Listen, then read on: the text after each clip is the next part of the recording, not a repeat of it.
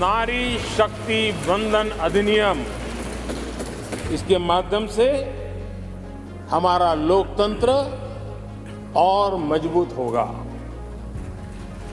मैं देश की माताओं, बहनों, बेटियों को नारी शक्ति वंदन अधिनियम के लिए बहुत बहुत बधाई दूंगा।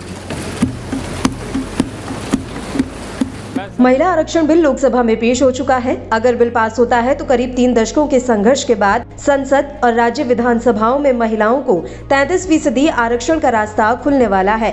हालांकि बिल में प्रस्तावित कानून के मुताबिक इसके लिए 2029 तक इंतजार करना पड़ेगा।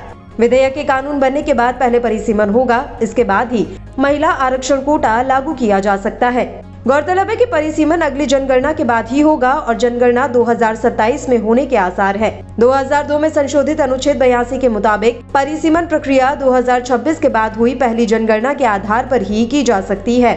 जानकारी के मुताबिक मूल रूप से 2026 के बाद पहली जनगणना 2031 में की जानी थी, जिसके बाद परिसीमन होगा। हालांकि यह जनगणना 2021 में होनी थी, लेकिन कोविड के चलते देरी हुई, इसलिए अब यह 2027 में हो सकती है। वहीं जल्द परिसीमन के लिए अनुच्छेद 82 में संशोधन करना होगा। उधर दक्षिणी राज्य तत्काल परिसीमन प्रक्रिया के खिलाफ है। महिला आरक्षण बिल एक्ट बनने के बाद 15 साल तक लागू रहेगा, लेकिन इसका कार्यकाल बढ़ाया जा सकता है। खास बात यह है कि परिसीमन के बाद महिलाओं के लिए आरक्षित सीटों को बदल दिया जाएगा। 6 पेज के विधेयक में कहा गया है कि लोकसभा और विधानसभाओं में 1/3 सीटें महिलाओं के लिए आरक्षित होंगी और उन्हें प्रत्यक्ष चुनाव से भरा जाएगा। साथ ही यह कोटा राज्यसभा या राज्य विधान परिषदों पर लागू नहीं होगा।